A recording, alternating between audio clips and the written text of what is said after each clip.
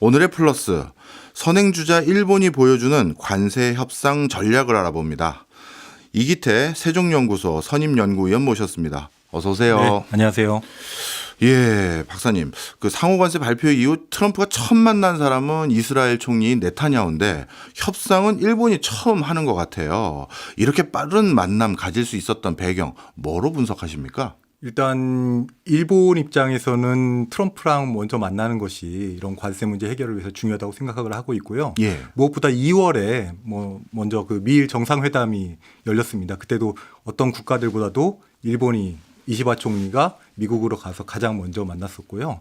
이렇게 일본이 관세 협상이든 아니면 미국하고 이제 만나려고 하는 이유는 제일 큰 거는 지금 현실적으로는 이제 관세 문제지만은 그 큰 틀에서는 이제 중국에 대한 견제, 트럼프가 주장하고 있는 대중 강경 노선에 일본이 이제 호응을 하고 있고 여기에 앞으로 미일 동맹 강화라고 하는 측면에서 어떻게 나아갈 것인가 이렇게 생각하고 있는 것이 가장 큰 것 같습니다. 네. 그리고 아무래도 전임, 그러니까 트럼프 1기 때는 이제 일본이 아베 전 총리였었는데요. 아베 전 총리 때도 잘 생각해 보시면 트럼프가 취임하기도 전에 맞아요. 네, 아베가 트럼프 타워를 방문해서 이제 친구다 하면서 이렇게 먼저 만났고 그것이 지금도 아베 트럼프 시기에 가장 미일 동맹이 강화되었고 좋은 관계였다 이렇게 평가를 하고 있을 정도로 네. 그런 선례가 있기 때문에 이시바 총리도 지금 앞서서 추진하고 있다고 보고 있습니다. 원래 당선자 신분일 때는 각 국가의 국가 수반이 안 찾아가는 게 원래 관례잖아요. 네, 맞습니다. 그 외교적으로 결례니까요. 네. 현직 대통령이 있음에도 불구하고. 야, 이런 거는 어찌 보면 저는 이렇게 해석이 되거든요. 일본은 우리 못지않게 어떻게 보면 어떤 면에서는 우리보다 더 가진 게 많은 나라일 수도 있는데 굳이 이렇게까지 미국의 저자세를 취하는 이유가 뭘까? 이렇게 미국과 공고한 미일 동맹을 계속 강화하는 요인들 우리가 모르는 무슨 요인이 있습니까? 그러니까 우리랑 입장이 좀 다른데요. 예. 일본은 이미 미국하고 함께 중국에 견제하겠다, 대응하겠다라는 게 확고하게 되어 있습니다. 예. 우리는 아무래도 북한 문제도 있고 또 중국하고의 관계를 생각해 가지고 약간 이제 균형 잡힌 외교도 좀 생각을 해야 됩니다만 네. 일본은 이미 확고하게 일본 스스로 중국에 대응할 수는 없다라고 하는 이제 인식을 갖고 있고요. 이것은 바로 미일 동맹 강화를 통해서만이 중국에 대응할 수 있다라고 하는 것이 흔히 얘기하는 아베 총리의 그 보통국가라는 게 있거든요. 네. 그래서 일본이 보통국가와의 흐름 속에서 당연히 미일 동맹으로 가야 된다. 중국을 견제하기 위해서는 미국밖에 없다. 그렇기 때문에 아무래도 저자세로 가는 그런 모습이 나타나고 있습니다. 네. 설사 그렇다 하더라도요. 예를 들어서 우리 교섭력을 유지한다라는 관점에서는 미국도 어차피 일본이 절실히 필요할 수 있는데 그러면 미국에서 뭐 하나 더 얻어내기 위해서 이왕이면 난 당신 편이에요. 처음부터 고해성사하기보다는 나 당신도 내가 필요하고 나도 당신이 필요한 거 아니야? 그러면 좀 나한테는 좀 관세도 낮춰주고 좀 대우를 해줘야 되는 거 아니에요? 그래야 우리가 같이 중국도 견제하고 할 거 아니겠어? 이런 전략도 있을 텐데 굳이 이렇게 저자세를 하는 게 더 이득이 되는 겁니까? 그러니까 이번에 아카자와 경제 재생상도 네. 트럼프를 만나가지고 마가가 쓰여진 모자를 맞아요. 쓰고 또 자기가 급이 낮은 사람이다라고 이렇게 저자세로 나가고 있는데요. 한편으로는 일본의 하나의 스타일일 수도 있을 것 같아요. 그러니까 흔히 얘기하는 일본 사람들이 그 오모테나시라고 하거든요. 이렇게 대접이나 아니면 이런 것을 극진하게 다한다고 하는데 물론 이것이 협상에서는 맞지는 않는데 처음에 이런 좋은 모습을 주면서 분위기를 풀어나가고 물론 협상에 가서는 국익을 도모하면서 이제 냉정하게 하겠지만은 처음에 이런 임하는 자세가 아마 서구인들이나 아니면 우리가 보기에는 좀 이상할 정도로 왜 처음부터 이렇게 숙이고 들어갈까 이렇게 생각할 수 있지만 저는 어떤 문화적인 요인도 있다고 봅니다. 네. 일본 특유의 문화적인 요인들이 가져다주는 접근 방법일 수 있다. 이런 거네요. 자, 그리고 일본이 그렇다면 미국의 협조가 이렇게 간절히 필요한 이유 중에 하나를 이제 중국 문제를 꼽으셨는데 중국이 일본과 이렇게 직접적인 위험 요인으로 다가가는 요소들이 있나요? 네, 아무래도 지리적으로는 지금 요즘 많이 얘기하는 게 아베 전 총리가 얘기했던 건데 대만 유사가 곧 일본 유사라고 하는 표현을 씁니다. 즉 우크라이나 전쟁 이후에 중국이 이제 대만을 침공할지도 모른다는 얘기들이 많이 있잖아요. 그런데 지리적으로 대만과 일본의 그 작은 섬하고는 미야코지마라고 하는데 한 100km밖에 차이가 안 납니다. 네. 그래서 대만을 침공했을 때 그것이 곧 일본의 위협이 된다라고 생각하는 그러니까 지리적 관점이 있고요. 예. 또 하나는 이제 예전부터 얘기 나왔던 그 센카쿠 열도, 예. 그 다음에 뭐 중어로는 다오이다오라고 하는데 이 센카쿠 열도에서의 그 중국하고의 충돌도 항상 위험이 있고 그것이 일본에게 위험 요소가 된다고 보고 있고요. 아무래도 최근에 이제 경제적인 요소도 있을 것 같습니다. 뭐 반도체 공급망 재편이라던가 이런 또 미국이 트럼프가 등장이 되면서 이제 어쩔 수 없이 이제 미국하고 함께 가야 되는데 예. 그렇다 보면 반대로 중국하고는 이제 서로 이제 견제하고 대응할 수밖에 없는 그런 현실적인 요인도 분명히 있다고 봅니다. 네, 이제 좀 이해를 했습니다. 자, 그렇다면 일본의 전략 전술 트럼프 1기 때와 비교했었을 때 뭐 계속 연속되는 걸로 저희가 이해하면 될까요? 아니면 좀 달라지는 면이 있다라고 생각할 수 있을까요?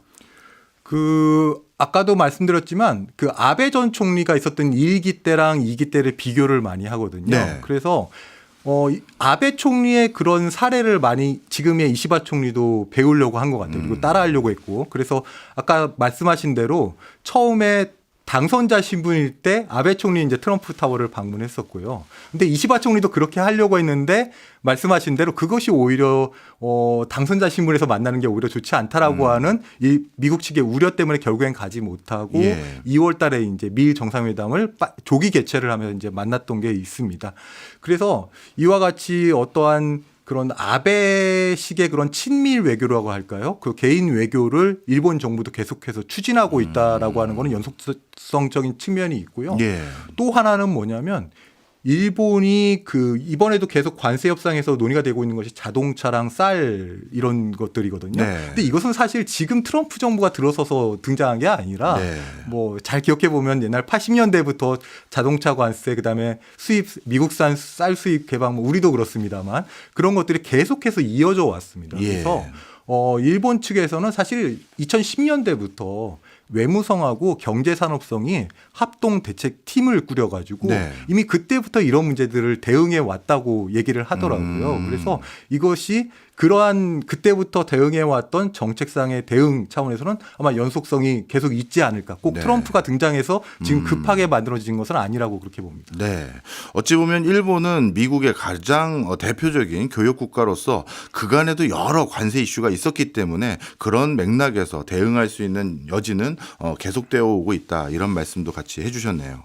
자, 그렇다면 가장 관심의 대상이 되는 이제 이번 트럼프 2기 관세 협상에 대해서 좀 더 여쭤보려고 하는데요. 이 협상 앞두고 이제 전후방적인 상황은 이제 박사님께서 다 설명을 해주셨고 일단 이번에 미국을 향해 갔던 협상팀은 어떻게 꾸려진 건가요? 네. 기본적으로는 이제 지난 2월 미일 정상회담 때 이시바 총리와 트럼프 대통령이 이제 합의를 했습니다. 이제 고위급 그리고 실무급 협의를 관세 협상을 진행하기로 약속을 했고요. 예. 그에 따라서 이제 협상팀이 꾸려진 거고요. 대표로는 아카자와 료세이라고 하는 이제 경제재생 담당 대신을 이제 대표로 네. 임명을 했고요. 그리고 4월 11일에 내각 관방이라고 하는 그러니까 우리로 일본에서는 관저라고 하는데 우리로 치면 대통령실과 네. 같은 곳에 미국 관세 조치에 관한 종합대책본부 사무국을 이제 설치를 했고요. 그러면서 이제 각 성청의 관료들을 이제 파견을 받아가지고 예. 그 당시에 이제 37명의 이제 파견된 직원들을 이제 추가로 받았고요. 그리고 그 이후에 이제 쌀 문제라던가 이런 것이기 때문에 농림수산성이라던가 국토교통성 뭐 이런 출신들의 관료들을 추가로 10명을 이제 받아가지고 네. 지금 하나의 협상팀을 꾸린 상황입니다. 네. 이런 협상이 사실 얼마나 중요한지는 우리 외교의 역사들을 보면 참 정말 중요하구나 할 때가 참 많은데 그렇다면 이번 협상단의 대표인 이 료쉐이라는 분, 뭐 경제재생성의 이제 장관이신 네. 거죠? 이분은 어떤 분인가요? 한마디로 말씀드리면 이시바 총리의 뭐 측근이라고도 할 수 있을 것 같아요. 네. 일단 1960년생이고요. 예.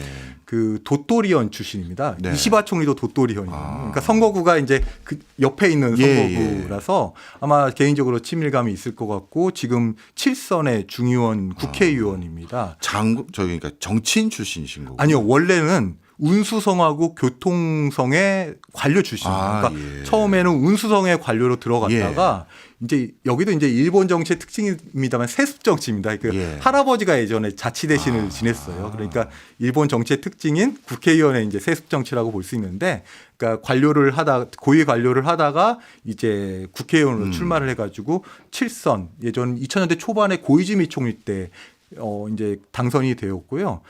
지난 이시바 총리가 이제 총리가 될 때 예. 일본에서는 자민당 총재 선거를 해서 이제 자민당 총재가 총리가 되잖아요. 네. 내각 책임자라서. 네. 그래서 그때 총재 선거할 때도 사무총장을 맡았습니다. 이시바 진영의 사무총장을 맡았고요. 예. 그걸로 해서 이제 이시바 1, 2차 내각의 이제 경제재생 담당 대신을 맡고 있고, 경제와 관련해서는 이분이 이제 관료 출신일 때 코넬 대학에서 네. MBA 그러니까 경영학 석사를 받은 경력이 있는 걸로 알고 네. 있습니다. 네. 네.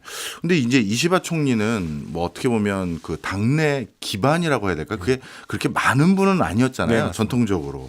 그렇다면 이 요쉐이라는 분이 자신이 당내 기반이 널찍해서 가장 전문성 있고 가장 적합한 인물이라서 네가 이번에 협상단 대표로 맡아, 이게 아니라 같은 동양 출신에 자신도 기지 기반이 없는 상태에서 야 이거 중요한 일인데 그래도 믿을 수 있는 사람한테 시켜야 되는데 해서 그냥 야 류셰이 네가 좀 갔다 와라 이렇게 한 건지, 박사님이 보시기엔 둘 중에 어디에 가깝습니까? 그러니까 아무래도 가장 그러니까 의사소통이 가장 편하게 네. 할 수 있는 측근을 선택했다고 볼 수 있을 것 같아요. 물론 자민당 내도 이제 여러 가지 파벌들, 이제 지금은 이제 또 최근에 정치자금 문제로 파벌이 이제 없어졌는데 네, 네, 네. 그 파벌들을 보면 경제 전문가들이 많이 있습니다. 예. 많이 있는데 사실 이 아카자와는 그 사람들에 비하면 그동안의 명성으로 봐서는 그렇게 높지는 않아요. 예. 높지는 않은데 이번에 여러 가지 이제 경력을 봐가지고 아마 이시바 총리가 자기하고 가장 편하게 협상을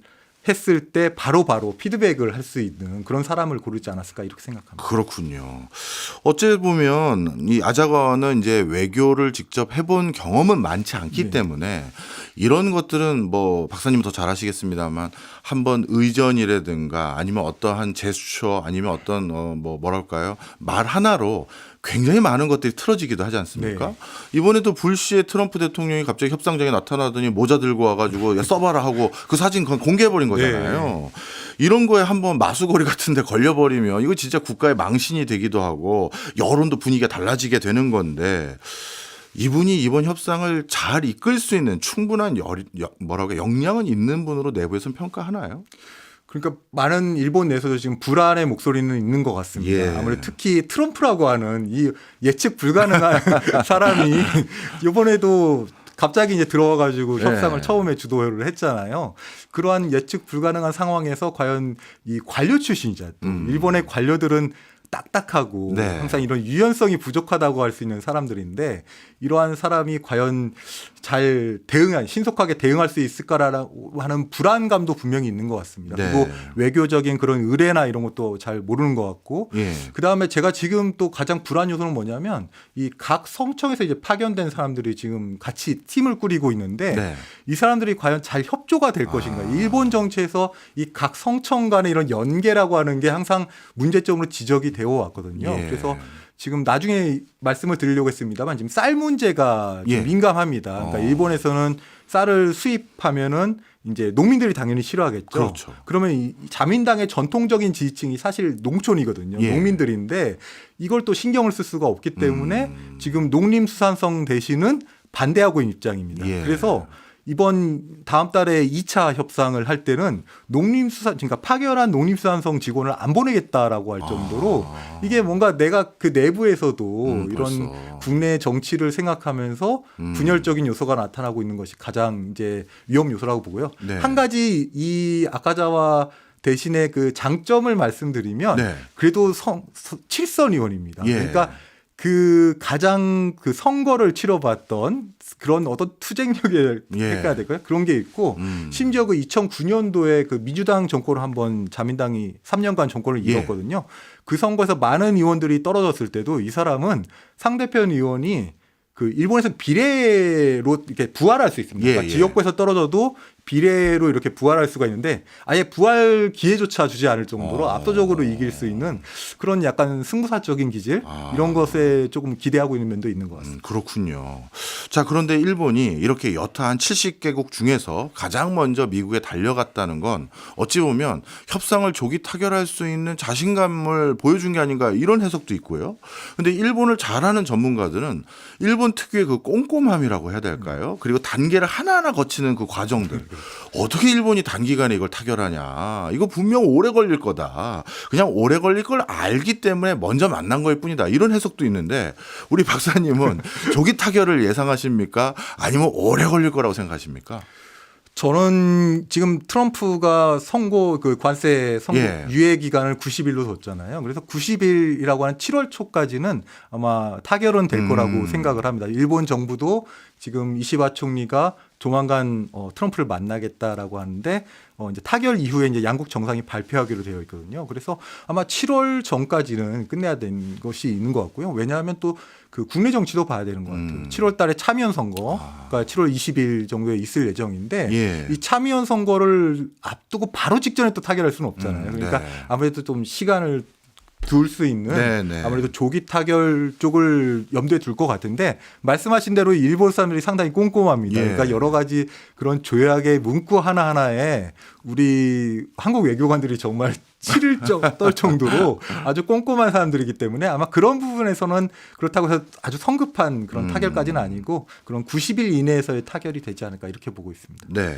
그리고 또 한 가지 궁금한 건 일본 역시 우리와 비슷하게 군사뿐만 아니라 안보와 관련돼서도 미국과 결부된 게 많은데 일본의 지금 협상 전략은 뭡니까? 우리는 제가 듣기로는 군사 분야의 이슈와 이 통상 분야의 이슈는 분리하겠다라고 했는데 일본은 같이 하나요? 분리하나요? 일본도 지금 분리가 기본 원칙입니다. 그러니까 통상 문제와 안보 문제를 분리하는 것이 일본 입장에서는 다소나마 유리하다. 왜냐하면 지금 트럼프가 방위비 분담 요구 우리한테 하는 것처럼 일본에게도 요구를 하고 있는데 이것이 같은 의제로 들어오게 된다면 더욱더 일본이 불리할 수밖에 없다고 생각을 하기 때문에 기본적으로는 개별 협상을 하고 싶어 했는데 지금 미국 측의 의도는 방위비 분담을 같이 논의하고 싶어 하기 때문에 아마 이 부분에 대한 대응도 필요하지 않을까 이렇게 봅니다. 네.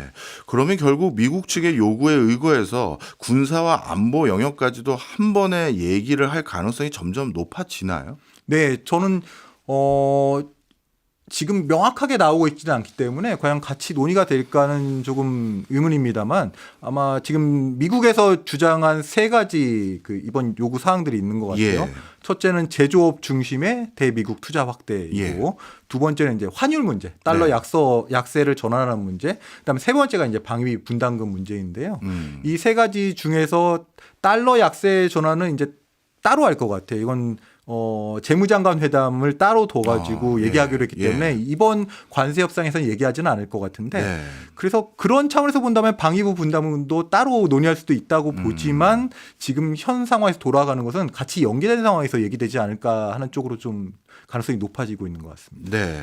사실 일본 같은 경우는 1980년대 중후반부터 90년대 초반까지 미국의 통상 압박을 아주 제대로 받았던 국가로서 일본 국민들에게는 이번 협상이 또 하나의 트라우마가 있을 것 같은데 전반적인 이제 분위기 이제 일부에서 살펴봤고요. 일본 국민들의 어떤 상황 또는 심리 이것 좀 여쭤보려고 합니다. 일단 일본 내부에서는 이번 관세 협상을 좀 불안감 가지고 쳐다보고 있나요? 아무래도 마지막에 말씀하신 그 1980년대 중후반에 85년도 플라자 합의라는 것도 있었고요. 그런 것에 따른 불안감이 있는 것 같아요. 그러니까 사실 1980년도 플라자 합의를 통해서 그런 일본이 이제 그 당시까지는 재패니지 넘버 원이라고 부를 정도로 이제 미국을 뛰어넘는 국가가 되지 않을까라고 했는데 사실 미국이 이제 그걸 억누른 거잖아요. 그리고 그런 합의를 통해서 일본이 흔히 얘기하는 잃어버린 30년의 장기 침체 경기 침체로 이제 빠졌고 그것이 현재 일본의 국민들의 생활에도 많은 영향을 주고 있기 때문에 이런 관세 정책에 따른 것이 또 일본 국민들에게 직접적인 영향이 되지 않을까라고 생각을 하고 있고요. 무엇보다도 이제 관세를 통해서 수입을 하지 못하게 되면 지금 잃어버린 30년 침체에서 이제 벗어나서 일본이 어떻게든 좀 다시 성장하려고 노력을 하고 있는데 다시 그런 장기 침체로 갈 수 있는 악순환으로 빠지지 않을까 이런 부분을 가장 염려하고 있는 것 같습니다. 네. 어떤 국가와 우리가 통상 협상할 때 보면요. 우리가 팔고 싶은 물건을 좀 잘 팔기 위해서 어떤 건 또 양보를 해야 될 때가 종종 있지 않습니까?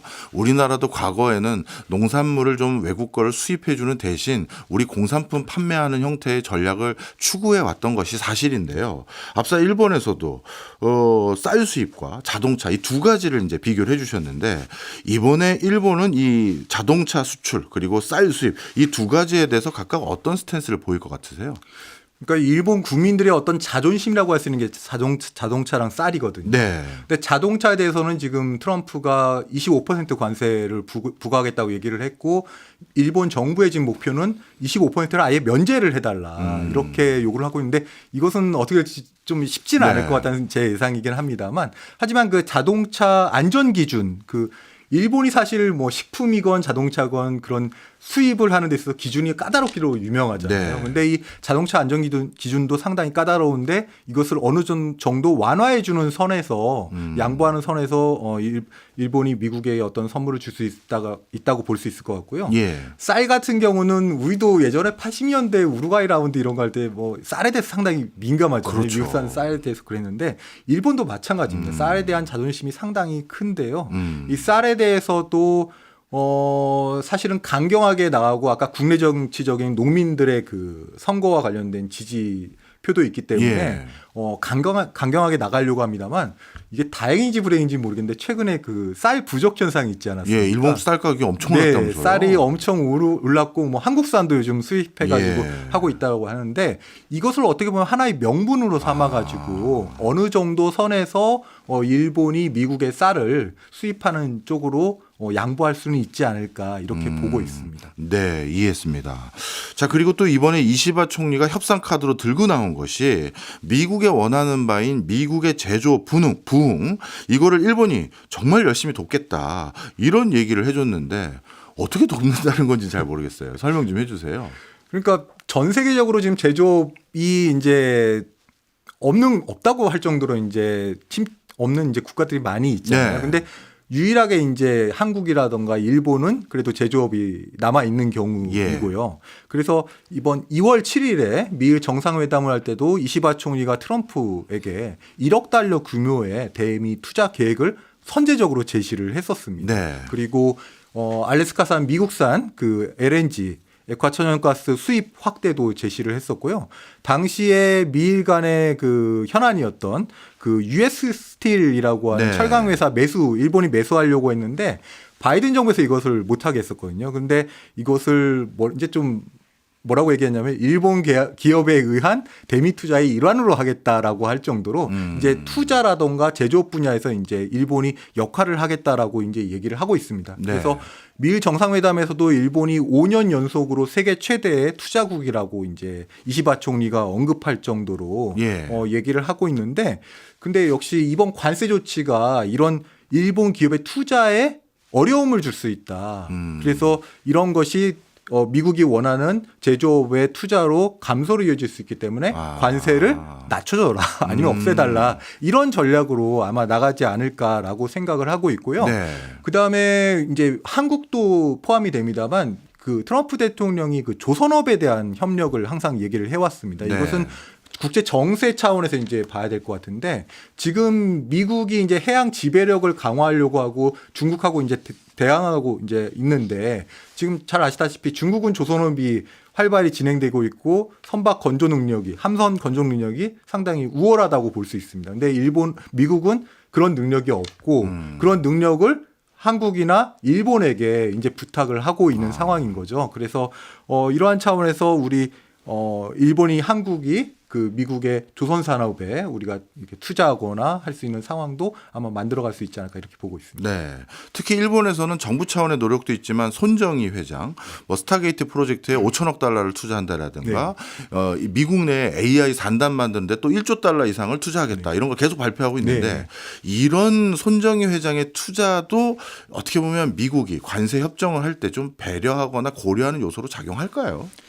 아무래도 그 지금 일본 정부가 잘하고 잘하고 있다고 해야 될까요? 아니면 일본 정부의 대응에서 좋은 점은 이런 기업가들과 정부 간의 협력이 상당히 잘 이루어지고 있다라고 합니다. 이시바가 2월 달에 트럼프를 만날 때 예. 손정희 회장이라던가 심지어 뭐 이제 정적이었던 아베 총리의 전 부인의 아키 여사가 그전에 트럼프 초청을 네네. 갔었거든요.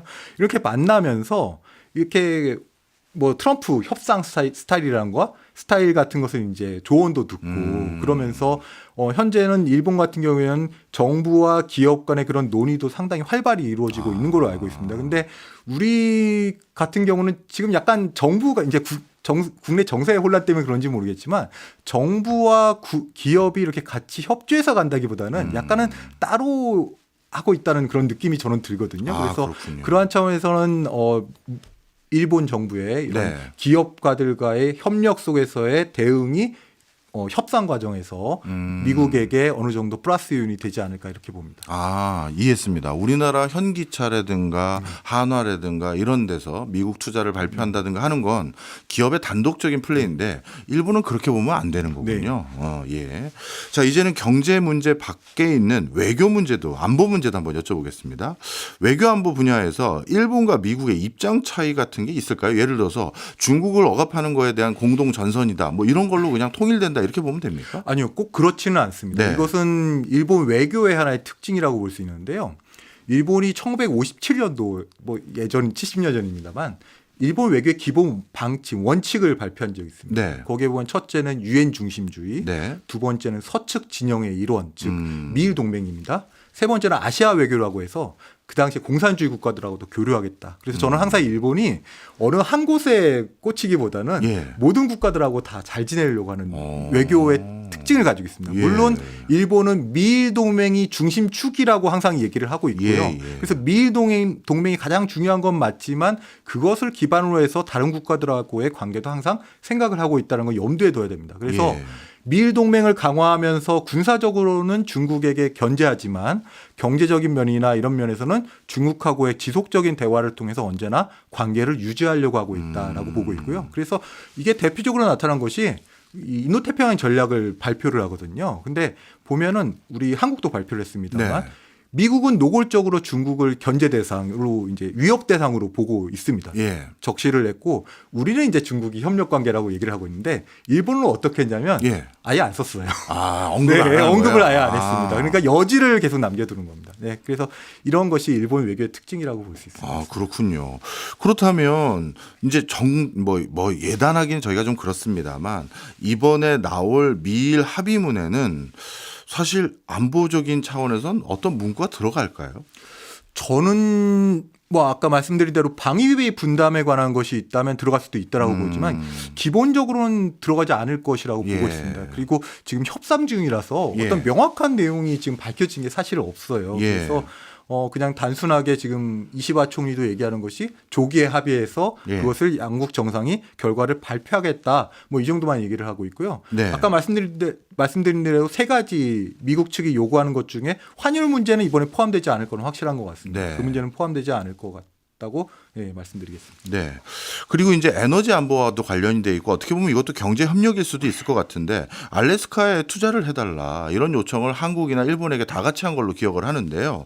어찌 보면 중국이 주도하고 있는 태양광 그리고 2차 전지를 중심으로 한 신재생 에너지 거기에 비해서 미국이 지금 지향하고 있는 화석연료를 기반으로 한 생태계 에너지 패권 이걸 더 유지하고 공고히 하려는 것 같은데 일본은 알래스카산 LNG 투자 그리고 그거에 대한 적극적인 수입 이런 거를 이번에 좀 포함을 시킬까요?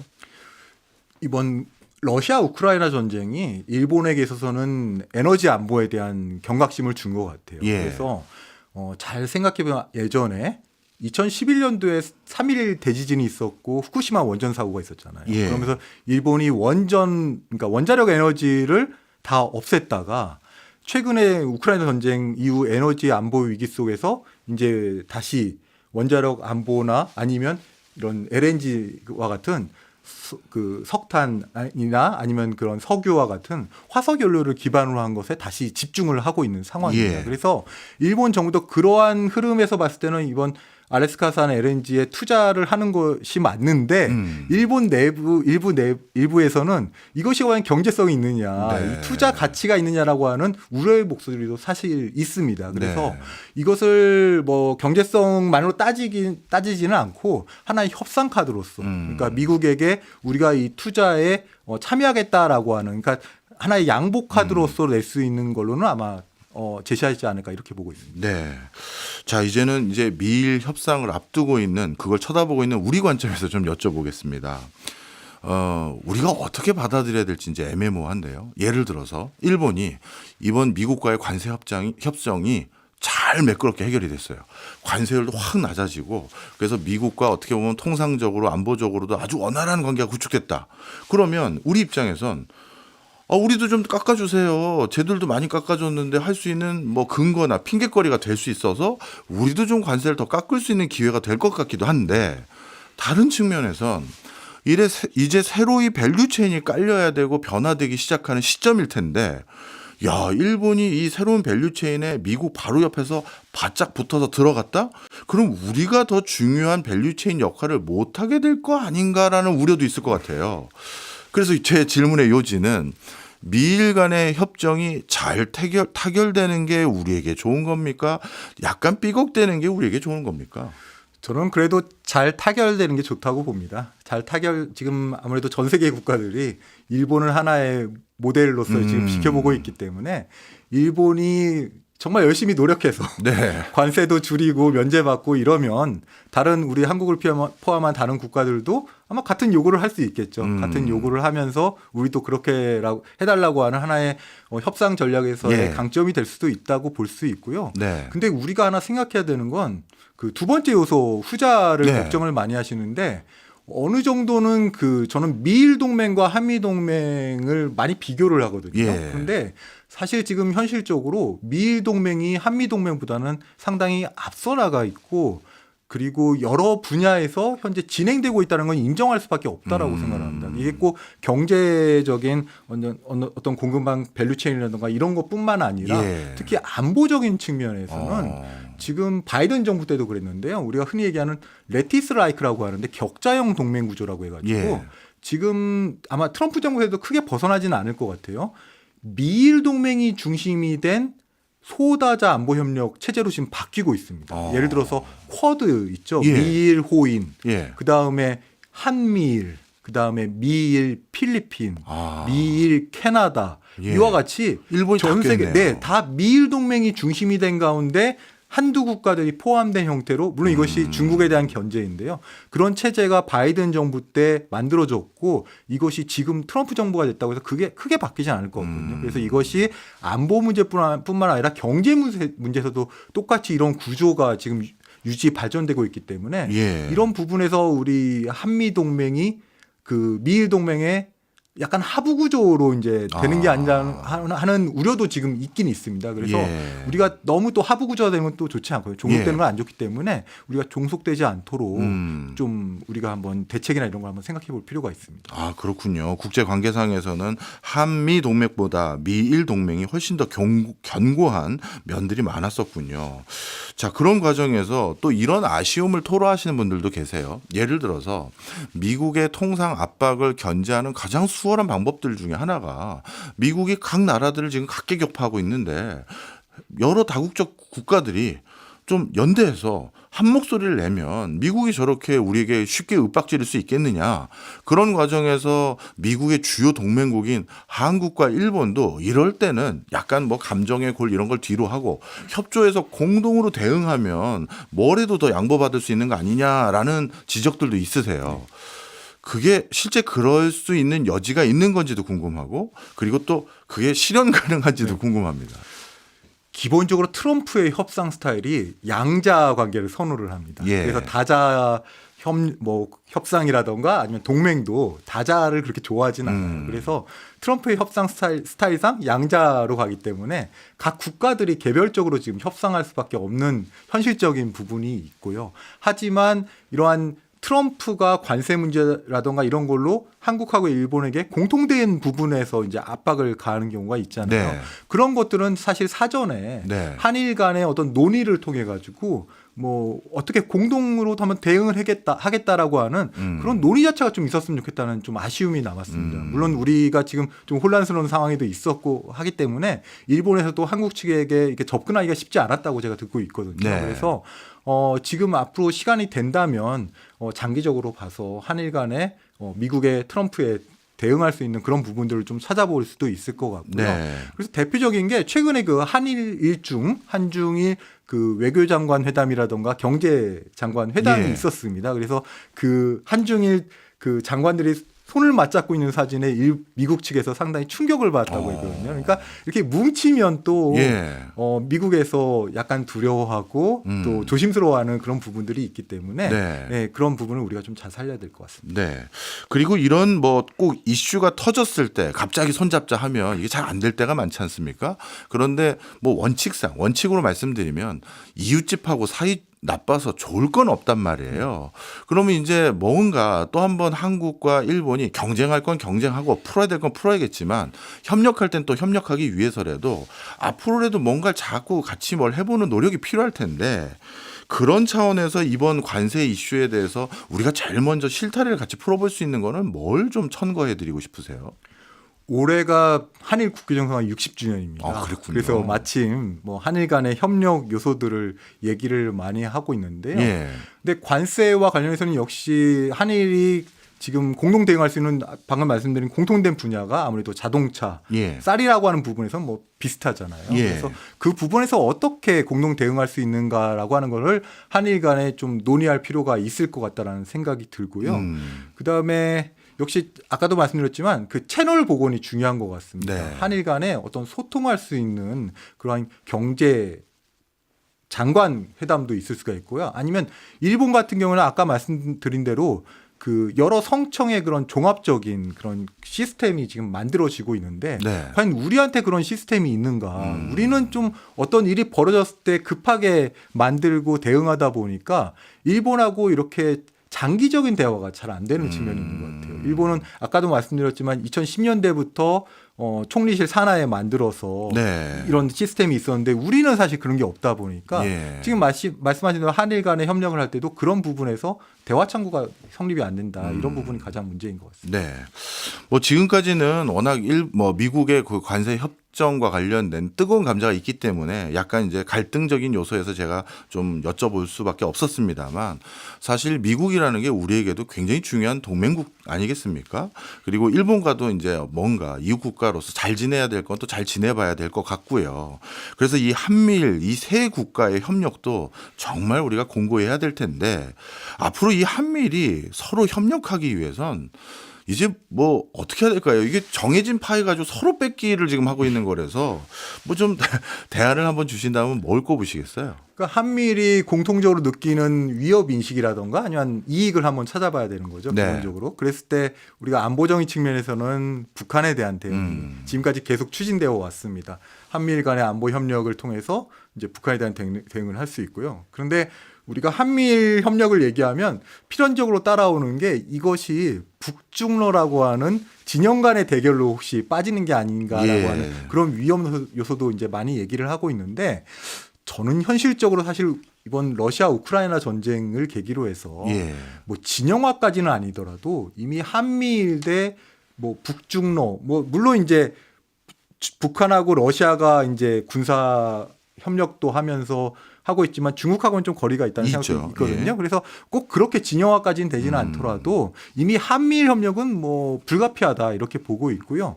그래서 우리가 어떤 부분에서 그러면 아까 위협 인식은 얘기를 했고 어떤 이익을 찾을 것인가라고 예. 했을 때는 안보 이제 북한 대응 얘기했고 아니면 이제 반도체 공급망이라던가 예. 아니면 한일이 강점을 가지고 있는 부분들 조선업 분야에서 아까 협력도 얘기를 했고요.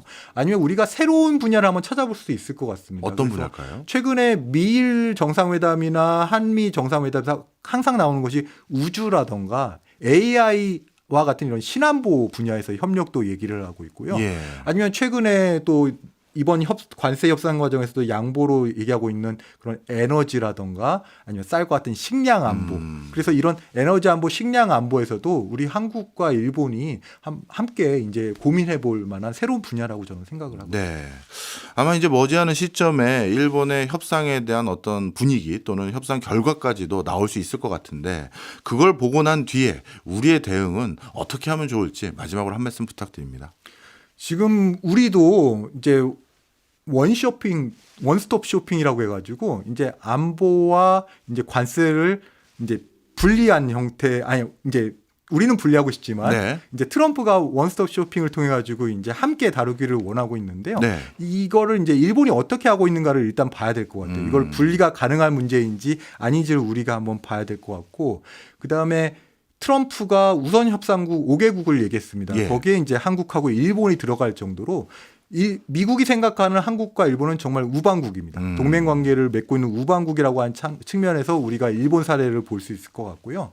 앞으로 우리가 이제 봐야 될 것은 만일 일본이 이제 협상 타결이 되고 그다음에 우리도 협상 타결이 되면 이제 미국은 대중 강경 노선으로 이제 갈 것 같아요. 네. 그랬을 때 아까 말씀드린 대로 일본은 꼭 중국에 대해서 적대적이지는 않다. 예. 군사적으로는 견제하지만 항상 경제적인 측면에서는 협력하려고 하는 의지를 가지고 있는데 우리도 그러한 맥락에서 미국의 대중 강경 노선에 너무 따라가지만 말고 네. 예, 협력할 건 협력하고 또 경제 분야에서는 우리가 이익을 얻을 수 있는 일본식의 어떤 실리주의 방침을 우리도 한번 따라가야 되지 않을까 이런 생각을 해봅니다. 네.